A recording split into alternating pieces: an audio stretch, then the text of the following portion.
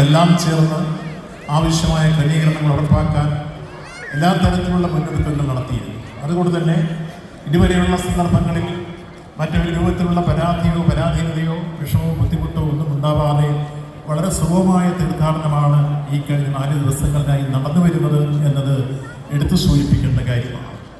അതോടൊപ്പം തന്നെ ഈ ദേവാലയത്തിൻ്റെ ഒരു വർഷക്കാലത്തെ പ്രവർത്തന റിപ്പോർട്ട് അവതരിപ്പിച്ചപ്പോൾ നമുക്കറിയാവുന്നതുപോലെ ആത്മീയ ചൈതന്യത്തിൻ്റെ അത്യുന്നതങ്ങളിലേക്ക് വിശ്വാസ സമൂഹത്തെ ആനയിക്കുന്ന പോലെ തന്നെ ഭൗതിക ജീവിതത്തിൻ്റെ വിവിധ മേഖലകൾ ഇടപെട്ടുകൊണ്ട് ഈ ഇടവക നടത്തിവരുന്ന വിദ്യാഭ്യാസ രംഗത്തെയും ആതുരസേവന രംഗത്തെയും ജീവകാരുണ്യ പ്രവർത്തനങ്ങളുടെയും ഒട്ടനവധി പ്രവർത്തനങ്ങളുടെ വൈവിധ്യങ്ങൾ നിറഞ്ഞ ഉള്ളടക്കമായിരുന്നു ആ റിപ്പോർട്ടിൽ നാം ശ്രമിച്ചത്.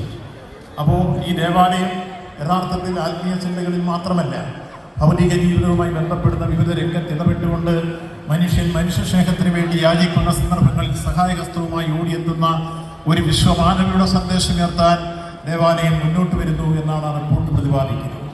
ആ കൂട്ടത്തിൽ വിദ്യാഭ്യാസ രംഗത്ത് പുതിയതായി ആരംഭിക്കാൻ കഴിഞ്ഞ വലിയ ക്ലാസുകളും കോഴ്സുകളും ഒക്കെ ഇവിടെ പ്രതിപാദിക്കുകയുണ്ടായി.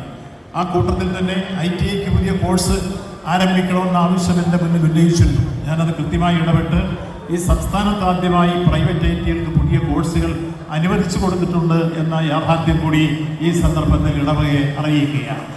അപ്പോൾ ആ നിലയിൽ എല്ലാ നിലയിലും നമുക്ക് ഈ കാലഘട്ടത്തിൽ വലിയ പുരോഗതി നേടിക്കൊണ്ട് മുന്നോട്ട് വരുന്നൊരു സന്ദർഭത്തിൽ ഈ യോഗത്തിൽ നടക്കുന്ന ഏറ്റവും പ്രാധാന്യം